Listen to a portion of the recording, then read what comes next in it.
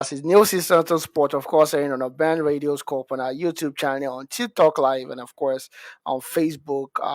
And I forgot the name of the radio station for one simple second. Anyways, we're here and we'll be talking sports with you guys. It's going to be myself, and I. So that makes three of us. Entertaining stuff, if you ask me.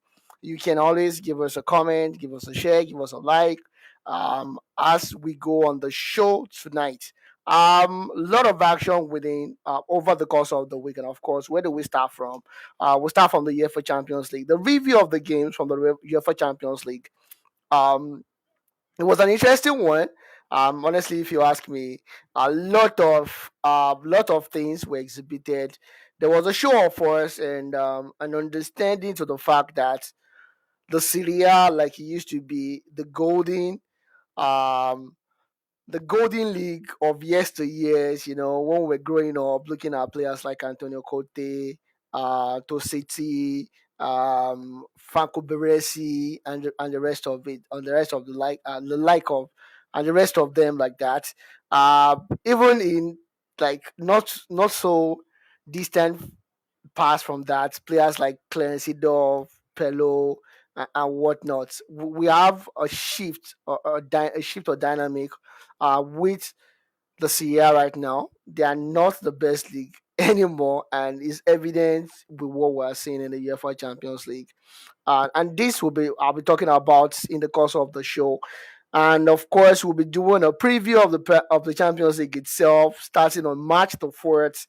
Lot of actions, lot of delusional people talking about different stuffs, and of course, we'll be talking about the not so good one about Ademola Lukman, where I don't know the level of disrespect for the kid, or should I say the man, because it's called the current African Footballer of the Year. That means basically it's the best footballer in the world of Africa, and the disrespect. We'll be talking about that as well, and of course, we'll be talking a little bit about the review of the Premier League, in the course of the Premier League as well, and of course, a little bit about the NBA. Like you see, Golden State Warriors versus Dallas Maverick. The Golden State up by 13 points right now, and it just gives you a change, a new breath of life, a new lease of life when you see players like Jimmy Butler going to that side of the court. Last week we were talking about the NBA All Stars, which was terrific as well. Luka dropping 32 points last night. And but let's start from the review of the Champions League and the preview of the next phase of the Champions League. Milan played a 1-1 draw against Feyenoord, and to think a Dutch team can hold Milan to a 1-1 draw at the San Siro. Everything actually looks rosy for Milan. Should be told, they were missing host of chances. Jimenez was guilty. Rafael Leao was guilty. Joao Felix was guilty. Amongst others, until Theo Hernandez had the second yellow card. Both yellow cards were just stupid, plain foolishness, if you ask me. And that changed the tide for Feyenoord. They got their goal, defended astutely, and they AC Milan just couldn't break them down. But beyond that, one thing I noticed about the game that actually I would say drive me crazy, but actually I feel disappointed. And I've talked about this on past editions of the show. Is Rafael Leao. Rafael Leao is supposed to be one of the best, forward strikers in the world, left forwards in the world. But this boy does not cease to disappoint when it matters most. It does every time. Every time. He can't carry his team. He can't show us that grit, that dynamism that is expected of a player, or player of his stature, of his caliber, or player hyped like him. I prefer to use the word hype. A player hyped like him, and it does not just it just don't come to the party, and that's again showed over the course of the week. with Milan looking for that goal, that decisive goal to put them at level and move forward, at least get an extra time or what have you. But it could not, and definitely Milan ultimately went out of the Champions League. Another one, so another Italian team would be Atalanta. Atalanta were defeated at home at Bergamo by Club Brugge. Club Brugge is a Belgian club. Nice club, fantastic club, if you ask me, in terms of culture, in terms of talent development, in terms of tactical astuteness, in terms of how the cohesion within the team itself, right? But at the same time, you would expect a team like Atalanta, having lost away from home 2-1, to actually do something better at home. But they were truthless and they look pathetic, if I'm permitted to use that word, on the night, and they were defeated 3-1. But that's not the end of the story, right? Ademola Lookman came in, he was subbed in, he scored that goal to make it 3-1. We were losing 3-0, and they had a penalty. He played the penalty, lost the penalty, and after the game, Gasparini came out to say Ademola Lookman is one of the worst worst um worst penalty takers that he has ever seen in his life. He does not know why the Lukman took that penalty. He's not one of the penalty takers. Vitigio and of course Cleven are the top, or the two people that are supposed to take penalties. And I'm wondering what exactly the problem is. The penalty might not be the best because he did not score. Of course, if he scored the goal, if he scored the penalty, nobody's going to talk about it. And he has an 80% score ratio for Atalanta for penalties. And the penalty that he lost while at Fulham, that was ages ago, maybe 3-4 years ago, when he was much younger, is not the player that he is today. And I'm wondering why the undue criticism of this young man. But of course, it's something that we see in Italy over and over and over again. Microaggression, aggressive racism, microaggressive racism in Italy. We see it all over again, over and over again. And this was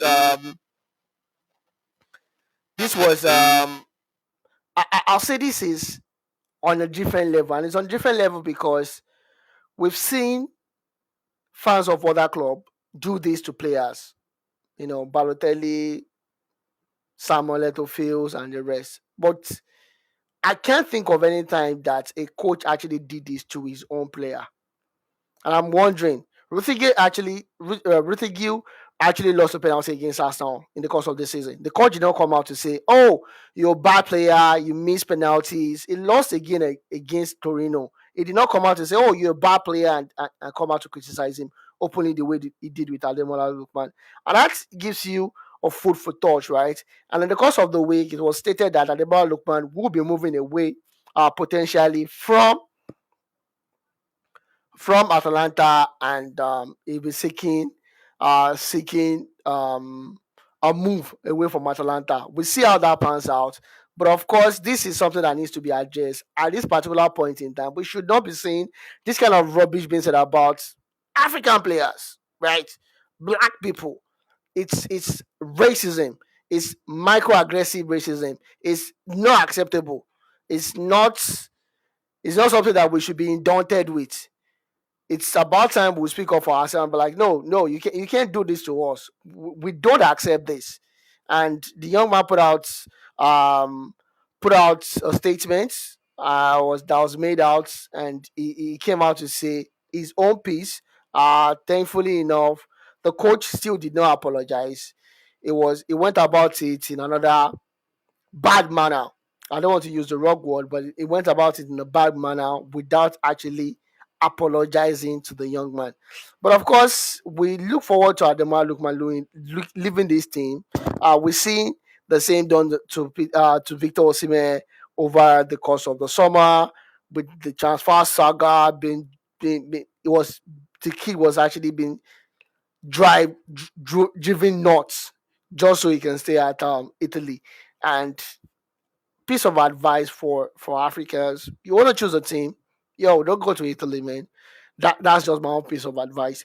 A country where they don't respect you for your craft. They don't respect you for what you've done. They don't respect you for your achievements.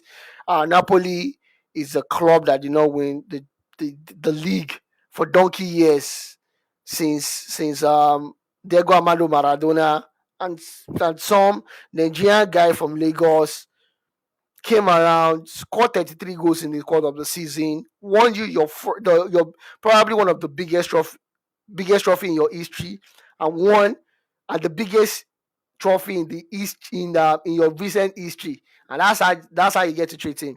And this is a guy, I don't remember, is a guy that scored an hat trick in the final of the Europa League, and that's how you treat him. It goes to say a lot about how these people perceive Africans, black people predominantly.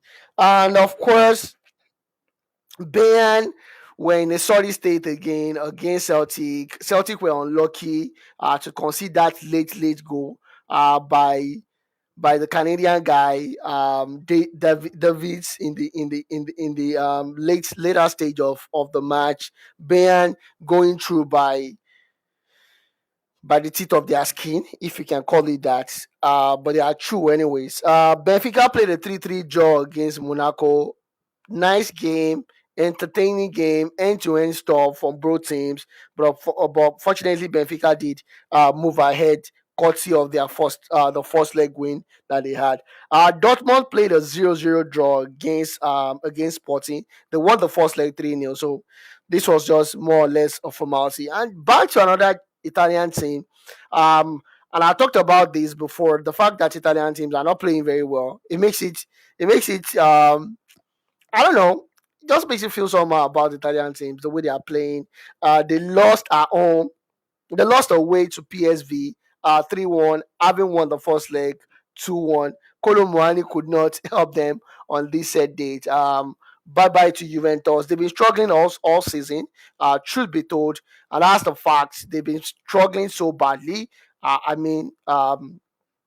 Juventus, and sometimes you look at them like, oh, these people are actually on the verge of doing something great, but um, it just didn't work out for them. I don't know I don't know how else to say it, but it just wasn't working out for them, and it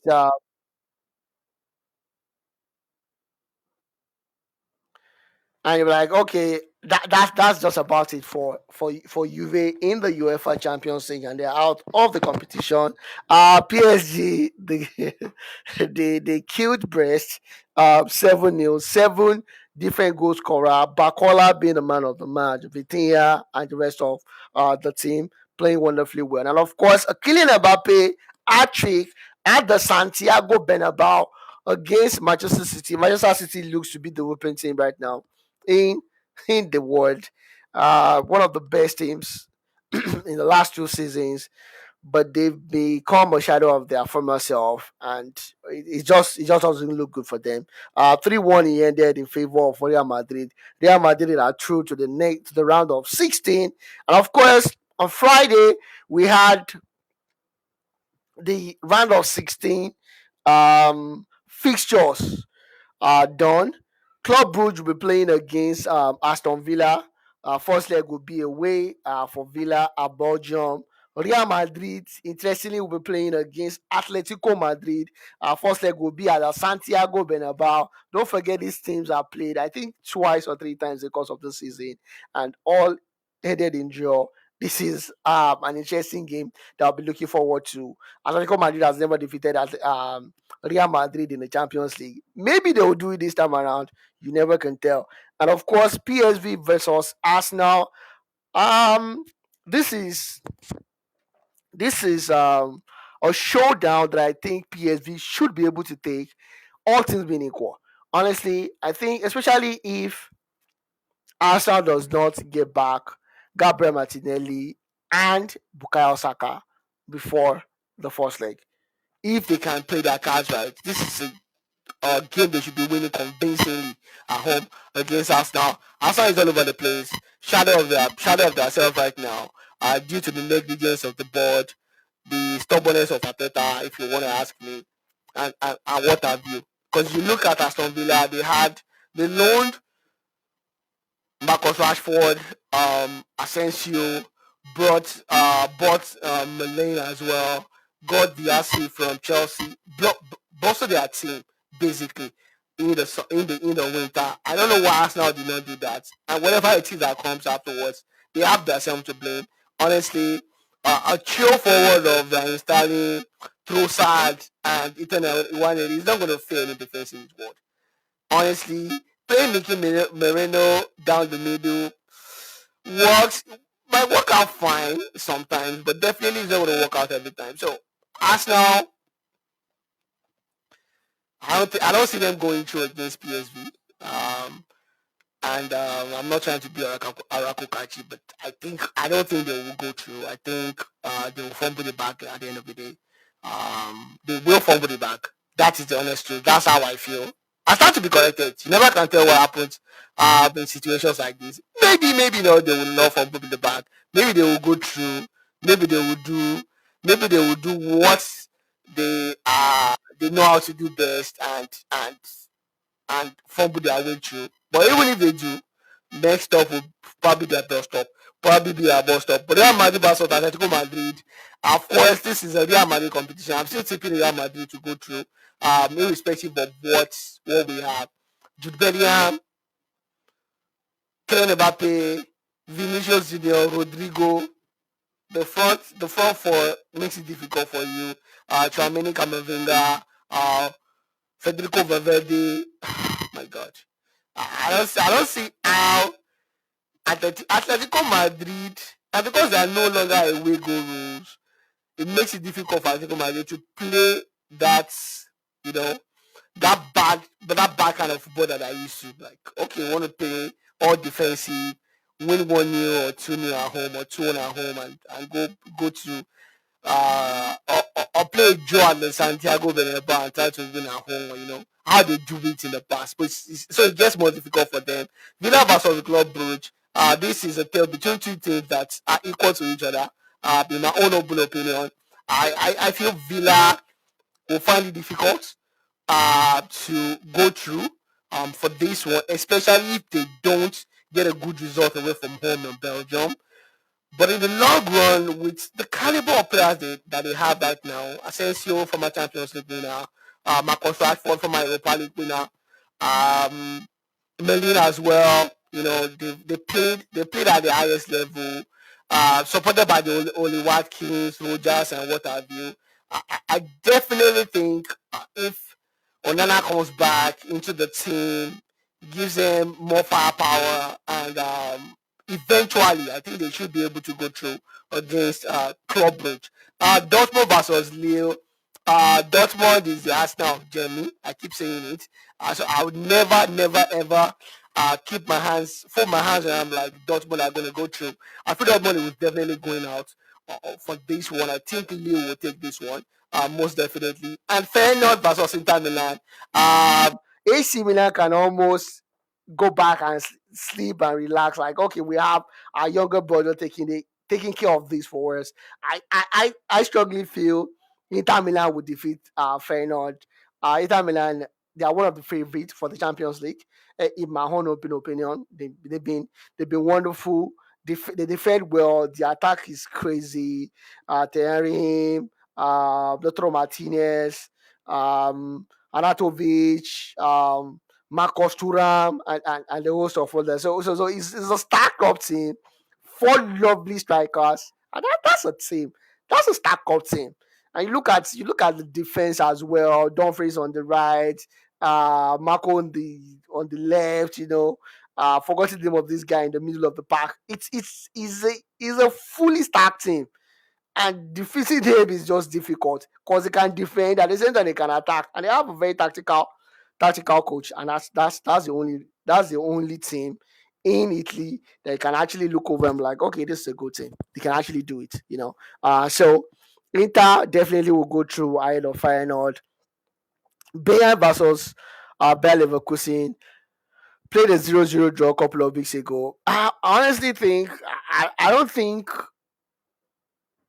Company is fit for the job. I stand to be corrected. He has all the arsenal or all the ammunition is in his arsenal to actually get to be doing better than this, right? And the defense might not be the best because the defense is always hospitable, the way they play, the way they go about things, you know. But all the same, Bayern should be better than this. And honestly, I keep saying it for anybody that cares to listen. If I'm Mikel Arteta, I'll leave Arsenal in the summer. After the sack company, I'll wait till the sack company. I'll go to Bayern Munich and win some trust for myself. But for this one, I think Xabi Alonso will come out tops in the battle of company and and Xabi Alonso. They don't ooze Bayern Munich does not just they don't ooze confidence. You're not confident about how they're going to play. I strongly feel they would not win. They would not go through in this encounter. It's inconsequential whether they are playing first at home or they are playing away because there's no guy any away rule. I feel Bayer Leverkusen will go through on this one. PSG versus Liverpool. For some strange reason, I just feel PSG will take this one ahead of Liverpool. Liverpool has been wonderful. They've had so many masterclass. At the same time, they've had so much luck going their favor in the course of the season. I think the Champions League, it's about time they have that bad luck. Uh, or it might just happen at this particular point in time. And this is the wrongest time to have that kind of bad luck. But I think PSG will go through. I feel PSG should have just been thrown into the bin of history if they if they can get a good result in France. Definitely they will go through ahead of Liverpool. Benfica versus Barcelona. We've seen Barcelona defeat them before this season by the skin of their teeth as well. Controversial circumstances, if you ask me. So this will be a very one hard to call, if you ask me.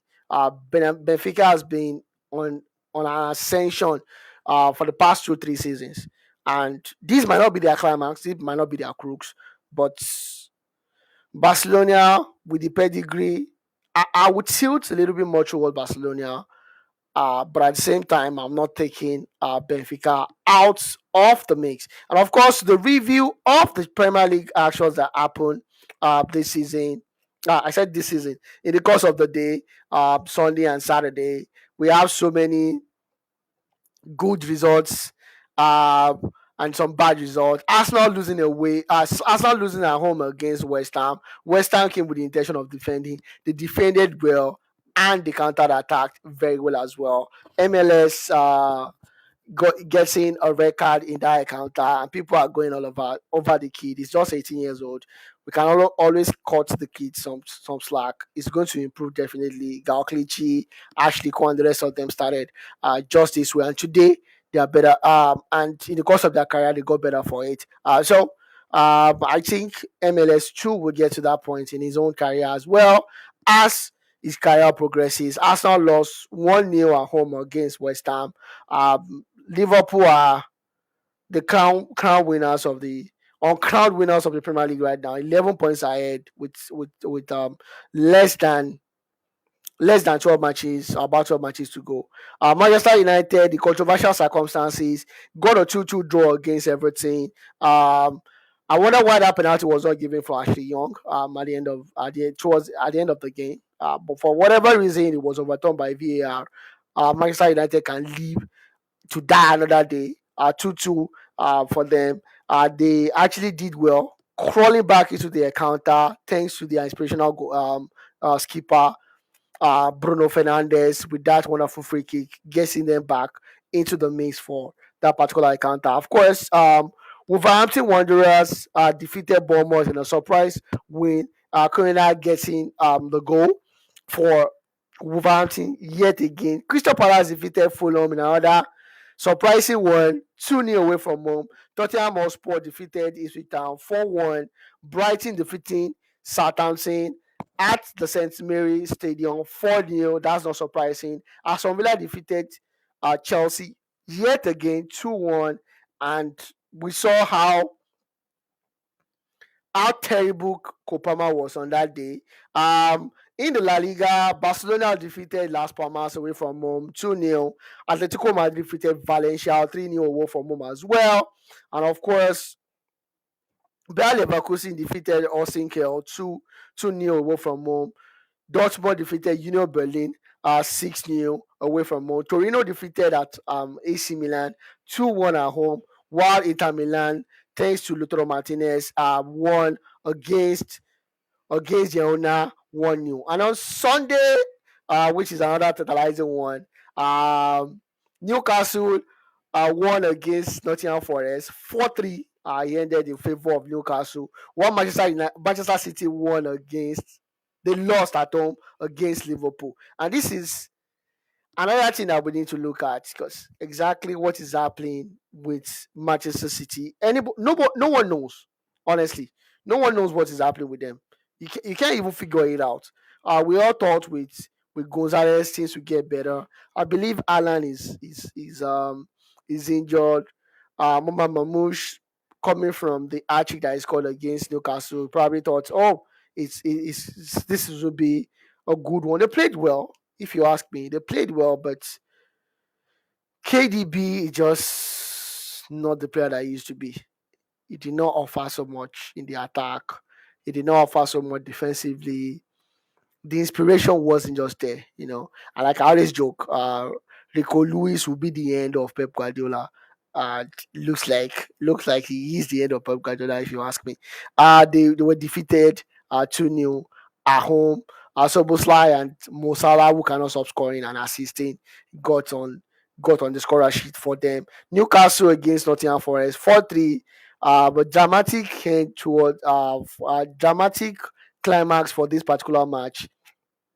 Newcastle tried to do a domino force over them, but Forest tried to crawl their way back into the counter, but it was a little bit too late before they scored the third goal. It ended 4-3 in favor of Newcastle, and that just brings you back to Newcastle are on fifth position right now. A rundown of the table right now: Newcastle are on fifth, Manchester City are on fourth, Nottingham Forest on third, Arsenal second, and of course the uncrowned champions of England, Liverpool, are currently number one with just 11 games to the end of the season.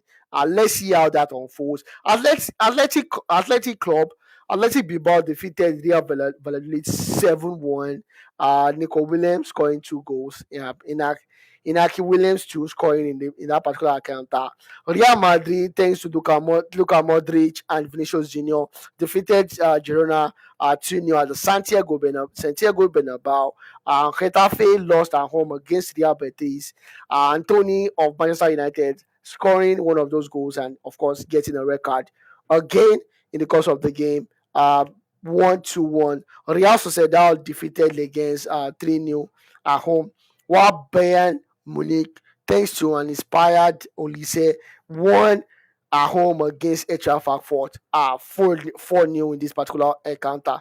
And to a shocking one today was Como, the club of St. Fabregas, defeating Napoli 2-1 in the encounter.